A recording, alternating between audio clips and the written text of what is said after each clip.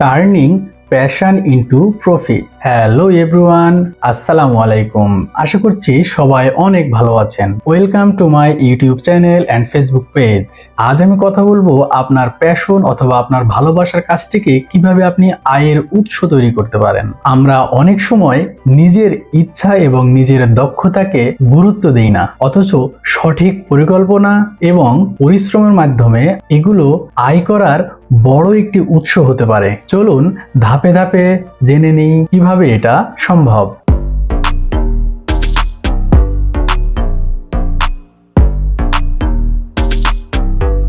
নিজের প্যাশন শনাক্ত করুন।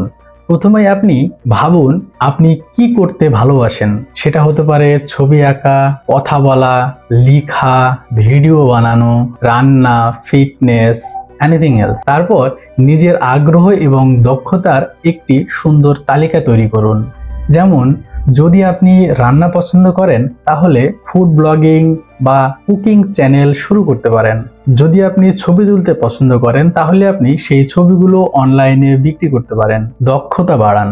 আপনি যেই কাজগুলো করতে ভালোবাসেন সেই কাজের দক্ষতা বাড়াতে প্রয়োজনীয় স্কিল শেখা শুরু করুন। বিভিন্ন অনলাইন কোর্স, ইউটিউব টিউটোরিয়াল বা বইয়ের মাধ্যমে আপনি জ্ঞান অর্জন করতে পারেন। যেমন ভিডিও এডিটিং আপনার প্যাশন হতে পারে, তাহলে এডিটিং সফটওয়্যারে কাজ শেখা শুরু করুন এবং প্র্যাকটিস করতে থাকুন। 3 নম্বর হচ্ছে আপনার কাজ শেয়ার করুন। আপনার কাজকে সবার সামনে তুলে ধরুন। সোশ্যাল মিডিয়া, ব্লগ বা ইউটিউব চ্যানেলের মাধ্যমে আপনি আপনার কাজকে সবার সামনে তুলে ধরতে পারেন। এতে করে আপনার প্রতিভাটা সবাই জানতে পারবে। চতুর্থ টিপস, আয়ের উৎস তৈরি করুন। আপনার প্যাশনকে বিভিন্ন উপায়ে আপনি আয়ের উৎস তৈরি করতে পারেন। যেমন প্রোডাক্ট বা সার্ভিস বিক্রি করে। আপনি যদি হাতের তৈরি কোনো কাজ করতে পছন্দ করেন তাহলে সেই প্রোডাক্ট বানিয়ে অনলাইনে সেল করুন।